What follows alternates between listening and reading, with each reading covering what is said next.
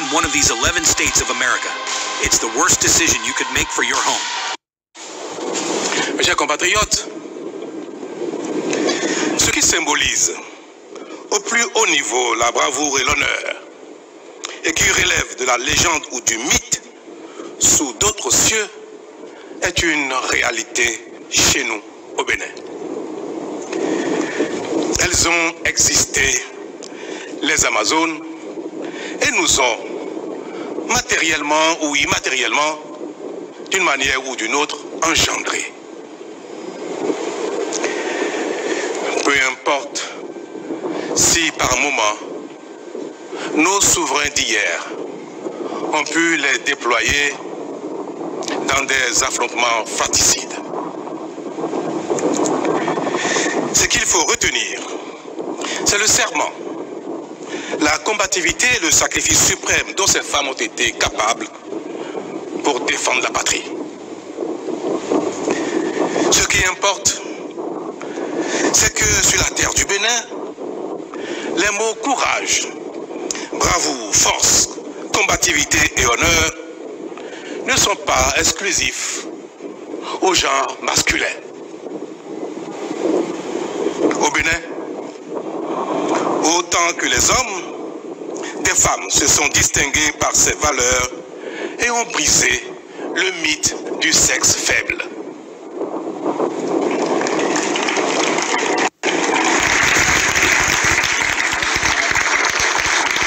Par leur existence sur la terre du Bénin, elles ont imprégné de ces valeurs toutes les femmes ayant une descendance béninoise.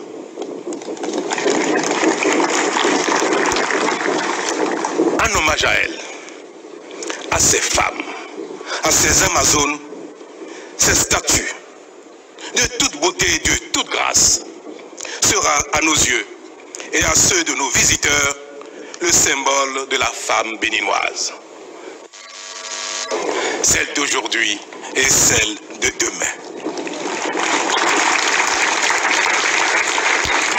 Vive la femme béninoise afin que vive le Bénin. Merci.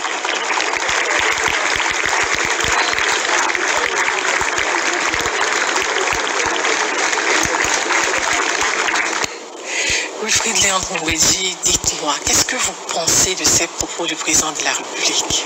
Moi, je vous dirais, au risque peut-être de vous choquer, mais je suis convaincu que ça fonctionne comme ça dans le subconscient du chef de l'État. Je pense qu'il y a chez lui une dévotion à la femme béninoise. Mais vraiment, une dévotion. Certains ont peut-être pu penser que c'était de l'opportunisme politique quand il a initié les lois sur la promotion et la protection de la femme au Bénin. Et vous avez vu le nombre d'infractions que ces lois ont brassées afin de protéger nos filles, nos femmes, nos mamans pour leur rendre leur dignité et tout le respect qu'elles méritent. Quand vous voyez ça, il y a quelque temps, et que vous voyez cette majestueuse statue de l'Amazone, et je peux vous dire, le ministre vous le confirmerait, tout le soin qu'il y a mis, comme il avait lui-même à tous les détails, afin que le produit fini fasse consensus, ou en tout cas nous rende tous fiers. Et ce propos-là, sa teneur, trahit en un mot la dévotion qu'il y a chez lui. Et puis par-delà, toutes les qualités qu'il a citées à l'Amazone, qui ont été quelques temps plus tôt citées à propos de Biogara, peu ou prou. Vous voyez qu'on est dans le même moule de ce béninois, de ce Dahomey d'hier, ce béninois d'aujourd'hui et demain, que le chef de l'État appelle de tous ses voeux, le béninois combatif, courageux, dévoué à la République, prêt à défendre sa patrie, vaille que vaille. C'est cela. Et c'est encore une fois cet appel qu'il lance à chacun de nous pour aujourd'hui et pour demain. Et puis cette dévotion se manifeste enfin lorsqu'il dit « Vive la femme béninoise ». Pour que vive le Bénin. C'est profond ce message. C'est si profond qu'il rajoutera quelque part que les mots courage, combativité, honneur et bravoure ne sont pas que masculins. Absolument. Nous parlons parfois de polémique. Vous savez bien qu'il y a eu très vite une polémique sur cette statue. Cette polémique que j'ai considérée comme vaine. parce que pour nous, Béninois, quand nous disons Amazon, tous les Béninois qui connaissent leur histoire savent qu'on parle des Agodji. Mais quand je vais parler à un Américain ou à un Français ou à un Japonais, il est bon que je lui dise Amazon, mais une fois qu'il sera au Bénin, je vais avoir des guides, des médiateurs touristiques et culturels qui vont lui dire chez nous, les Amazones, c'est les Agodjiers. Mais si je dis tout de suite, monsieur le professeur, les Agodjiers, il y a beaucoup de gens qui ne comprendront pas ce que ça veut dire. Quand nous allons finir d'être un pays révélé, quand nous allons finir d'être un pays visité suffisamment, où les gens s'intéressent suffisamment à nous, si nous appelons ça l'esplanade de l'Agodjier ou l'avenue de l'Agodjier, tout le monde comprendra. Mais aujourd'hui, si je dis ça, je risque de me fermer, disons, à certains, alors que pour chaque Béninois, chaque fois, je suis sûr que vous allez me dire, si vous me dites 100 fois Amazon, dans mon subconscient, j'enregistre en même temps Agodjier. Alors que quand je vais dire à d'autres Agodjier, ils ne vont pas enregistrer Amazon. Ils vont se demander de quoi il s'agit. Donc moi, je suis obligé de faire le marketing de mon pays. Je suis obligé de faire en sorte que ce que je suis en train de narrer dans mon pays, que tout le monde puisse comprendre cela.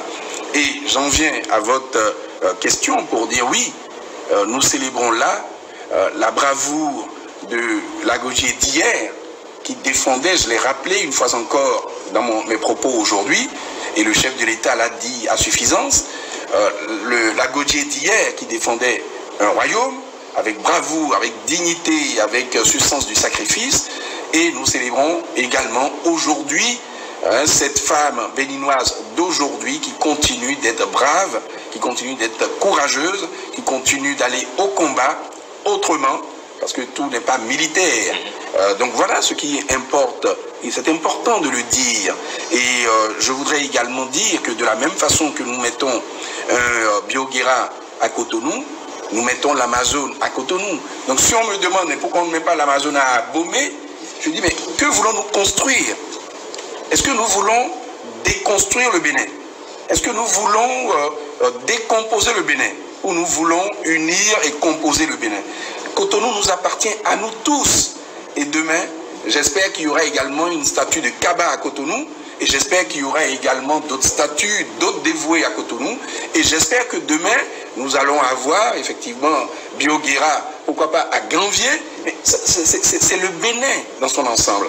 Donc, une fois encore, je le dis, il n'y a pas de raison d'aller mettre Kaba à Kouandé ou d'aller mettre Bioguera à Kalalé ou à Bembereke. Donc, les femmes Amazones d'hier, nos Agodjiers d'hier, nous savons, nous qui connaissons un minimum, nous ne sommes pas historiens, mais au moins nous avons appris, nous savons de quoi il s'agit. Donc ne faisons pas cette polémique, et quand nous disons Amazon, ça nous ouvre le champ de tous ceux qui, depuis la mythologie et autres, disons, rêvent de ce qu'on appelle une Amazone, et ici chez nous, on leur dira, ce n'est pas une mythologie, c'est une réalité, et ça s'appelle des Agodjiers. Et les films qui sont faits aujourd'hui, qui sont des films qui sont faits par Hollywood, c'est la preuve que ça peut intéresser, mais c'est un narratif sommaire, c'est un narratif caricatural, même si, disons, cela dénote de l'intérêt de nos Agodjiers. Mais nous-mêmes, Béninois, en nous réappropriant cela, en investissant dans cela, nous allons nous-mêmes pouvoir produire des films, réaliser des films, faire des documentaires, pour que demain, quand Hollywood va vouloir refaire, disons, un film sur les Amazones, parce que où il y a Dahomey, c'est bien de dire où il y a Dahomey, mais pas de la caricature. Donc nous voulons que ce soit notre histoire réelle, avec une valorisation réelle. Et nous y travaillons, et nous continuerons d'y travailler. Et toutes les femmes, toutes les filles, toutes nos mères, allez, j'oserais même dire, tous les hommes du Bénin doivent se reconnaître dans la figure de l'Amazone. Professeur, pareil aussi pour vous, mais qui était-elle véritablement, cette femme qui pouvait faire fi de tout?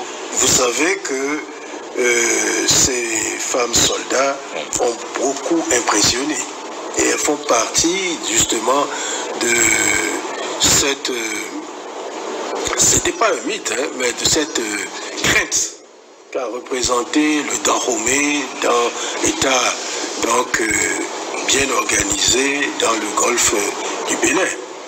Donc, et vous savez, mais c'est vrai qu'on lit de moins en moins, n'est-ce pas? Mais il faut, et ça j'en profite pour féliciter monsieur le ministre pour la relance de la lecture au Bénin, que Paul Azoumé, dans Dogissimi, a des pages vraiment qui mériteraient de figurer dans la littérature courante de nos jeunes, n'est-ce pas? Concernant justement les phases héroïques de ces dames-là, enfin de ces dames, c'était demoiselles aussi, mais de ces personnes. Mais il y a un élément qu'un historien béninois de la diaspora nous apporte comme élément, c'est qu'il y a des agodiers qui se sont retrouvés de l'autre côté de l'Atlantique. Et il y a une qui a été très célèbre parce qu'elle a éduqué celui qui va devenir celui qui va proclamer la libération d'Haïti, Dessalines. Dessalines a eu comme deuxième maman une agodier qui avait été réduite en esclavage et qui, clandestinement, a éduqué ce jeune homme-là. Non seulement il parle fongbe, mais il a aussi appris des techniques militaires de cette dame-là, que là-bas on appelait Victoria Montou. Donc c'est dire que nous connaissons à peine même l'expansion, parce que certainement ce n'était pas une déception, hein, on a dû en trouver au Brésil et ailleurs. Mais ce qui est sûr, c'est attesté, puisqu'elle figure parmi les héroïnes donc, de Haïti. C'est la maman du général Dessalines, une agodier, qui l'a éduquée. Non seulement il parlait fongbe, parce que bon, c'est la langue qu'elle lui a transmise, mais en plus, elle lui a appris les techniques militaires. Ce qui fait que ce jeune homme, très tôt, était rentré dans les troupes de Toussaint Louverture. Et quand Toussaint Louverture a été exilé de façon malhonnête par Napoléon Ier, n'est-ce pas, le Corse, qui a voulu rétablir l'esclavage à Haïti, eh bien, c'est Dessalines qui a repris en main les trucs avec l'aide de sa maman qui était encore vivante. Ouais. Voilà. Oui, Frédéric Mbézi. Oui, monsieur Yaka, peut-être compléter qu'il y a un non-dit autour de toutes ces célébrations aujourd'hui, de Bioguerra à l'Amazone. Vous voyez le genre, hein? Oui. L'homme ici, la femme là, aussi pour passer le message que le Bénin se construira par les hommes autant que par les femmes. Qu'elles ne sont pas moins valables, elles ne l'ont pas été hier, elles ne le sont pas aujourd'hui. Donc c'est aussi la célébration de cette complémentarité qui est en jeu là et qui ne se dit pas, mais qui normalement est d'évidence. Que les valeurs, elles se retrouvent aussi bien chez les hommes que chez les femmes et que donc des deux côtés, il y a de quoi inspirer le Béninois d'aujourd'hui et nous l'espérons vivement, les Béninois de demain. Ouais. Inspirer les Béninois d'aujourd'hui et puis les Béninois de demain, mais en même temps, il n'y a que ces deux guerriers qu'on retrouve aussi, hein, le résistant, le guerrier, l'Amazone, la guerrière. On veut faire la guerre contre quoi ou contre qui? Mais non, il ne s'agit pas de faire la guerre sous l'angle où vous semblez l'apercevoir. C'est faire la guerre à toutes nos impérities, à tous nos manques, au sous-développement, à tout ce qui nous a négativement caractérisés par le passé et qui a fait que 60 ans après les indépendances, nous en étions encore à végéter. Or, depuis ces quelques années, chacun voit avec quel déploiement l'ensemble des Béninois livre combat au sous-développement, livre combat aux mauvaises conditions de santé, aux mauvaises conditions de vie, en général, en un mot, au sous-développement. C'est de cette guerre qu'il s'agit. Et la prochaine bataille à remporter, c'est la bataille du développement. C'est la bataille de la dignité du Béninois dans toutes ses dimensions. Le bien vivre, avoir de l'eau partout dans notre pays, de l'électricité partout, manger à notre faim, avoir des soins de santé de qualité, avoir une éducation de qualité, se reconnaître dans son histoire, dans sa culture et en être fier. Ça, c'est un mot qu'il faut souligner de deux traits. Montrer que nous avons une culture riche, dont nous devons être fiers et que nous devons, la tête haute, porter vers les autres pour leur dire il y a du bon chez nous que vous pouvez venir voir, cela peut vous inspirer. Et c'est de ça qu'il s'agit en définitive. Les guerres d'aujourd'hui, ce ne sont pas forcément les guerres d'hier avec la puissance des canons, mais ce sont les guerres de notre temps avec la puissance de notre énergie, de notre engagement, afin que chacun apporte sa contribution à la révélation du Bénin et à son développement pour le bien-être de l'ensemble des populations. Le ministre Babalola voudrait rajouter quelque chose? Vous savez qu'aujourd'hui, la guerre dont il est question, c'est cette guerre effectivement contre nos travers, c'est cette guerre contre la misère, c'est cette guerre contre le sous-développement mental et économique. Et pour cela, disons, personne ne sera de trop. Nous devons tous nous retrousser les manches pour cela. Mais Bioguerra et la figure de l'Amazone, c'est également pour que tout ce qui veut nous amener vers le bas, tout ce qui veut nous soumettre, on puisse chacun de nous, disons, se lever contre cela. Et c'est ça. Hier, ce qui faisait que l'Amazone, ce qui faisait que le Bioguerra se levait, c'était parce qu'il y avait de l'injustice, c'était parce qu'il y avait des soumissions, c'était parce qu'il y avait des travers graves d'après les uns et les autres. Et aujourd'hui, nous continuons d'avoir, disons, cette tentation. Donc chacun de nous doit se lever pour combattre cela, bien évidemment. Oui. Et puis, ce 30 juillet, on a fini, bien sûr, dans les jardins de Mathieu, au cœur desquels est implanté le splendide obélisque, le monument aux dévoués. Plus qu'un lieu d'animation, c'est aussi un lieu de réappropriation de la mémoire, monsieur le ministre. Oui, ce qui est amusant, parce que là encore, et je parle sous le regard du professeur. Tout à l'heure, le professeur effectivement a dit que le chef de l'État a fait une référence qui lui a permis de savoir que ce n'était pas à la faveur de la guerre de 14-18 ou de 39-45. Nous avons de la documentation une fois encore là-dessus, bien évidemment. Et si vous me permettez, je voudrais citer, pour que le professeur et d'autres puissent faire les recherches, je voudrais vous citer l'ouvrage intitulé « Voyage au Dahomey » et en Côte d'Ivoire de René Félix Le Hérissé, édition originale 1903, et en page 46, je peux vous lire un extrait de ce qu'il disait, hein, monsieur Le Hérissé. Il disait ceci, je cite: la ville, parlant de Cotonou, si l'on veut ainsi appeler le groupement d'une cinquantaine de maisons européennes, est construite sur le bord de la mer, dans l'angle formé par un bras de la lagune et la côte. Parallèlement au littoral, la poste, l'administration, les magasins du WAF, la résidence du gouverneur et quelques factories constituent la rue principale de Cotonou. En arrière, d'autres factories et quantité de maisons en construction. Ce sont les ateliers et les services du chemin de fer. Tout à fait en arrière, une vaste bicoque carrée à étapes avec meurtrière et machoukouli. C'est l'ancien fort, le blocos de Cotonou, qui servit de réduit à la garnison pendant la campagne. Tout à côté se dresse le monument élevé à la mémoire des Français tombés à l'ennemi.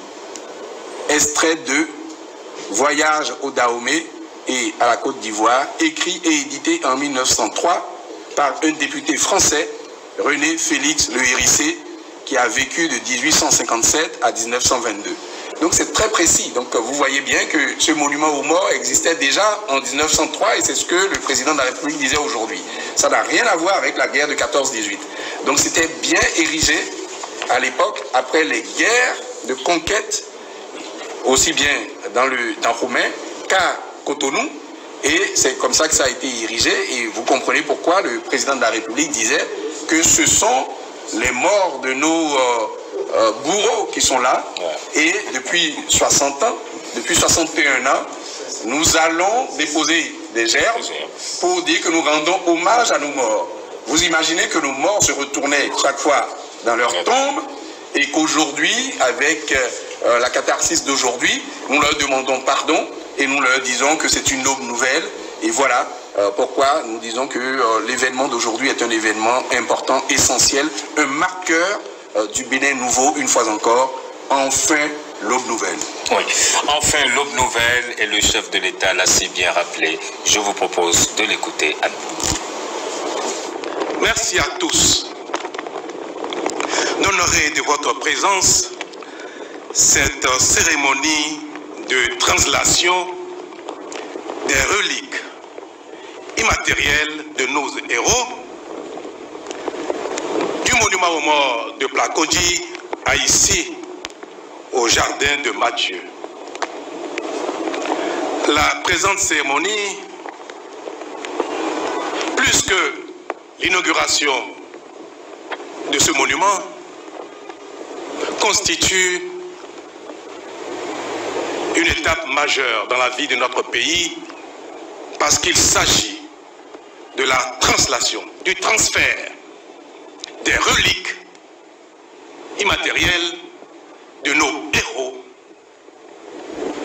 de l'ancien monument aux morts situé à Plakodji à ici, au jardin de Mathieu, en ce jour. Mes chers aînés et chers compatriotes,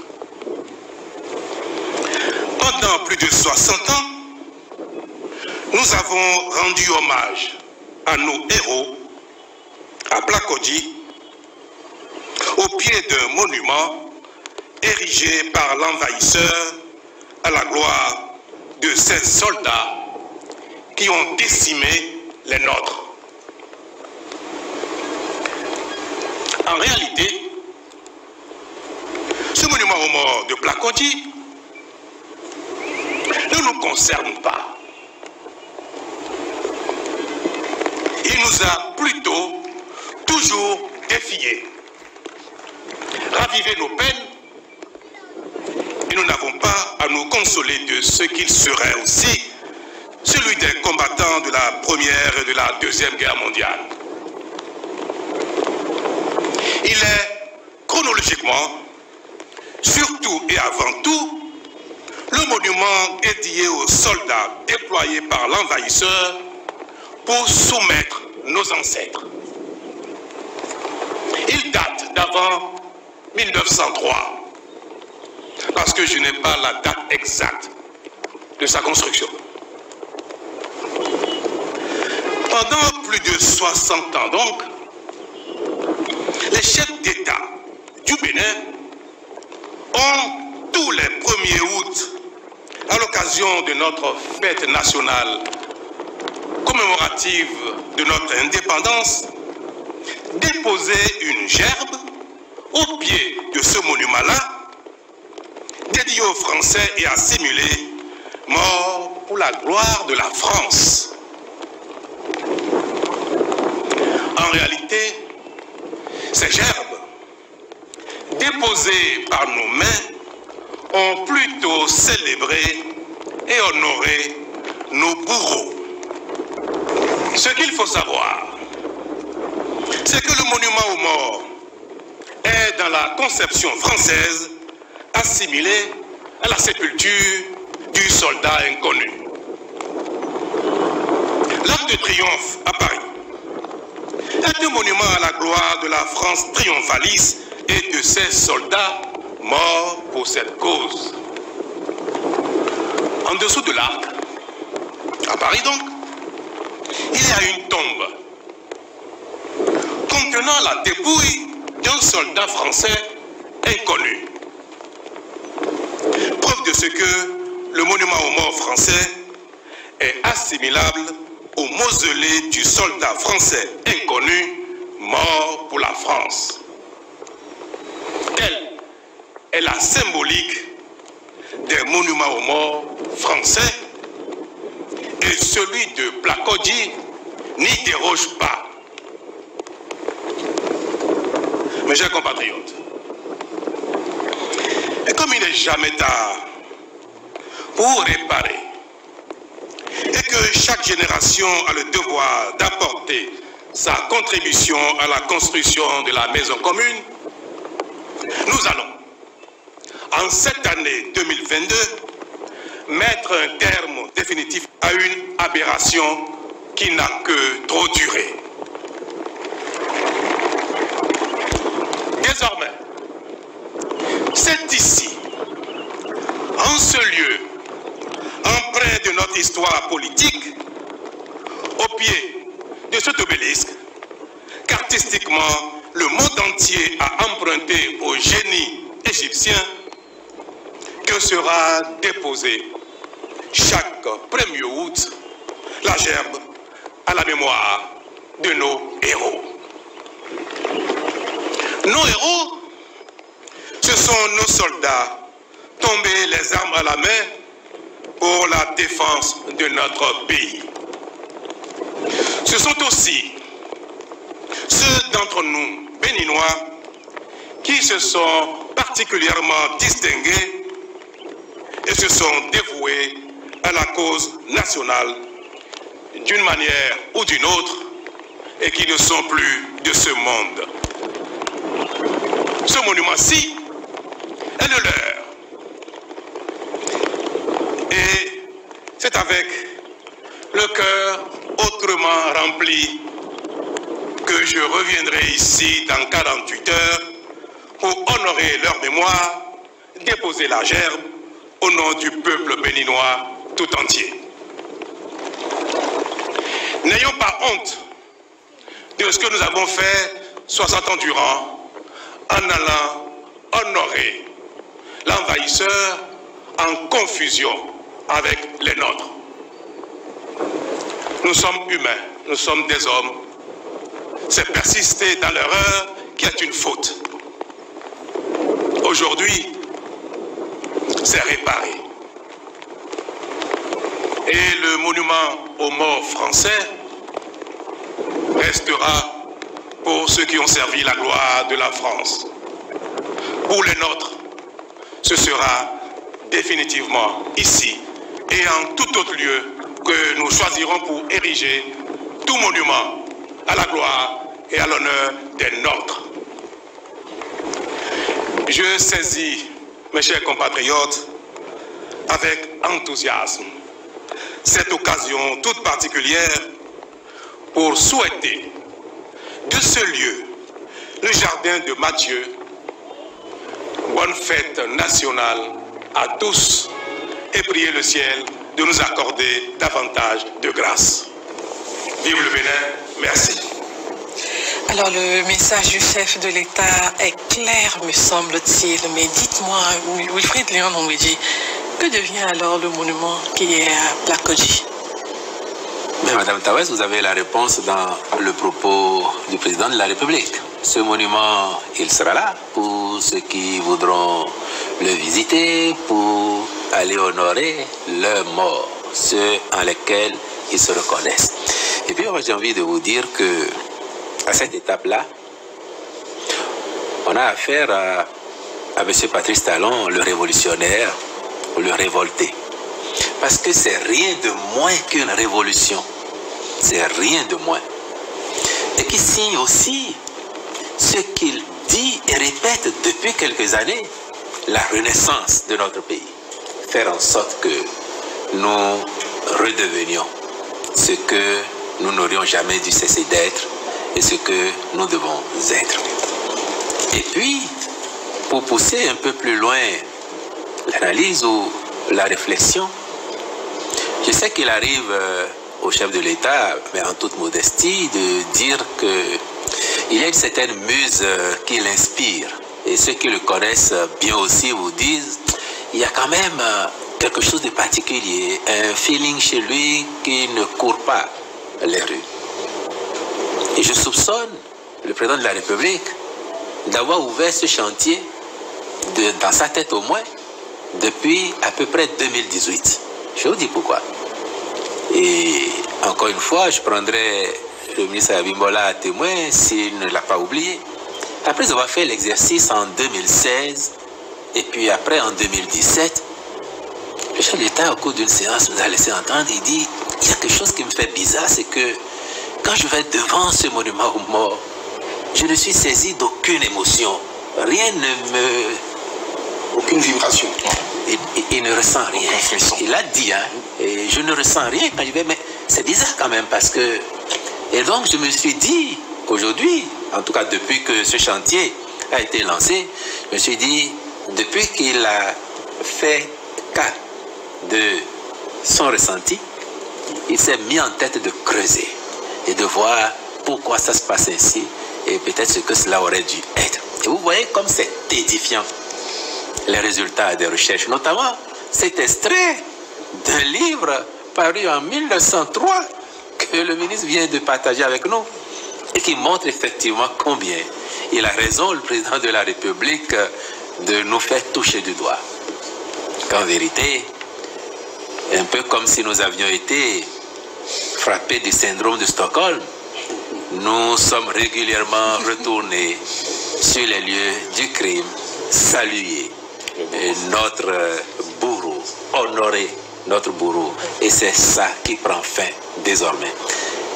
Et lorsque je vous dis ce que j'ai rappelé tout à l'heure, dans le propos du chef de l'État, quand il dit qu'il y retournera le cœur autrement rempli, je fais le lien avec donc le ressenti qu'il a évoqué en 2018 pour dire que c'est une juste réparation de l'histoire, pour une réhabilitation du Béninois. Et nous pouvons prendre date. Madame Tawès, Monsieur Ayaka, nous pouvons prendre date. Moi, je parierais 1000 sous que de nombreux pays africains vont commencer à regarder autrement ces monuments pour enfin écrire leur propre histoire, l'histoire à la gloire de leurs enfants, tomber les armes à la main pour défendre la patrie et pour défendre leur honneur. Oui, un monument qui incarne donc la mémoire des filles et des fils dévoués pour le Bénin, réparer une histoire, le chef de l'État, il a dit, et mettre fin à une aberration qui n'a que trop duré. C'est tout de même fort ces propos-là. Oui, c'est d'autant plus fort que le symbolisme de la présence de ce monument aux morts en face du CBLAE. Vous savez que le CBLAE est... Non, vous savez que le CBLAE, c'est le vestige restauré de là où Béhanzin avait été enfermé. Oui, tout à fait. Derrière le monument, c'était le CBLAE, c'est ce qui reste du fameux blocos dont parle le lycée. Et Béhanzin avait été enfermé dans une chambre. Là où il y avait la garnison française. Ouais. On vous le montre. Et je comprends, effectivement, c'est logique. Effectivement, c'était logique. En fait, c'est pour dire qu'il y a une forme de cynisme que l'administration coloniale a procédé en convertissant un monument à la gloire de ceux d'entre eux qui étaient tombés face aux armées donc vaillantes du Dahomey et dans le Borgou et les autres parties qui ont été conquises par la force. Et la Takora, et puis savait, parce qu'il ne faut pas oublier que ça n'a pas été...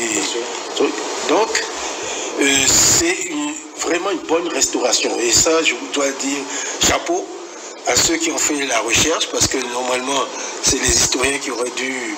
Vous nous direz les droits d'auteur. En tout cas, c'est les historiens qui auraient dû... Ils y ont certainement participé. Ah bon, ou à tout le moins, parce que vous ferez historien honoris causa. En tout cas, chapeau, parce que c'est un élément... Et effectivement, il y a la logique par rapport à ce qu'on sait du CBLAE qui était là.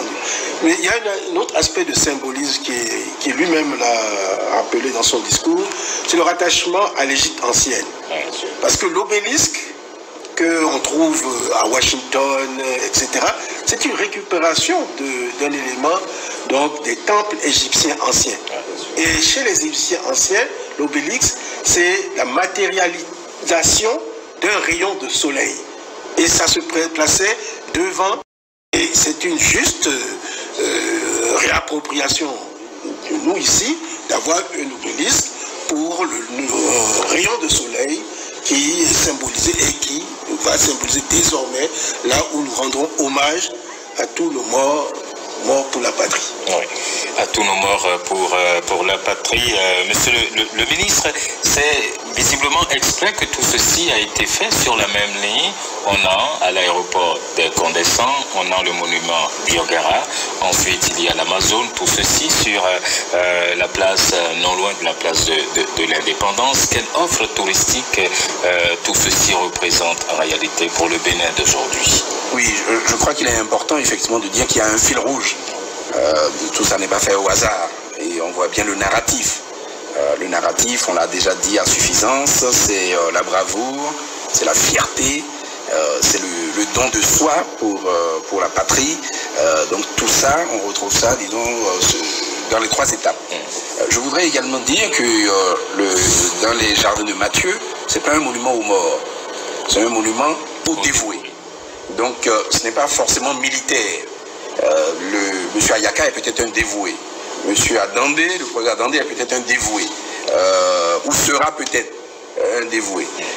Donc c'est important cette nuance également pour bien comprendre, parce que fort heureusement, à part ces guerres qu'il y avait entre les différents royaumes qui constituent aujourd'hui le territoire du Bénin, à part cette guerre avec le colon, fort heureusement, nous ne connaissons pas de guerre militaire en tant que telle. Mais en ce moment, nous avons également des défis sécuritaires. Et donc, ces militaires également, c'est une façon de leur rendre hommage. Et ceux qui se sont consacrés également à valoriser la patrie, la République, c'est également, et qui ont consacré leur vie à ça, ce monument également vient pour leur rendre hommage. Donc c'est pour dire qu'effectivement, nous voulons, à travers une journée comme celle-ci, montrer aux Béninois, montrer à chacun de nous que nous avons une histoire et que nous avons du contenu, que nous avons une âme, que nous avons un dessein, que nous avons une ambition également. Et comme je le dis souvent, le Bénin apporte sa contribution à l'universel. Et je pense qu'aujourd'hui, beaucoup de pays, les Béninois eux-mêmes et beaucoup de pays, y compris européens, commencent à se dire, ah oui, c'est vrai que ce pays a contribué à l'histoire de l'humanité et à l'universel. Nous devons être très fiers. Je vais vous étonner, j'étais il y a à peine une semaine, je suis revenu de France, et je marchais dans la rue, quelque part à Paris, quand un Africain a croisé ma route et a dit, monsieur le ministre, et bon, je ne le connaissais pas, et je lui ai dit, oui, bonjour monsieur, et il était enthousiaste, et je lui ai dit, vous êtes certainement béninois. Il me dit oui. Il me dit, mais vous ne pouvez pas savoir comment est-ce que nous sommes fiers aujourd'hui en France d'être béninois. Et il m'a secoué la main pendant des minutes. Je ne comprenais pas trop, je me suis demandé si c'était un flatteur, mais après, bon, il est reparti, il m'a dit où il travaillait, il avait un bon poste et autres. Donc voilà ce que nous voulons que chaque Béninois puisse ressentir, des Béninois de l'intérieur, des Béninois de la diaspora, des hommes, des femmes, des enfants, les plus âgés. C'est ça, ensemble, nous ferons chorus, et ensemble, nous pourrons relever les défis qui se présentent à nous pour que le Bénin soit ce qu'il a toujours été, un grand peuple et un grand pays. Voilà. Wilfried. Oui,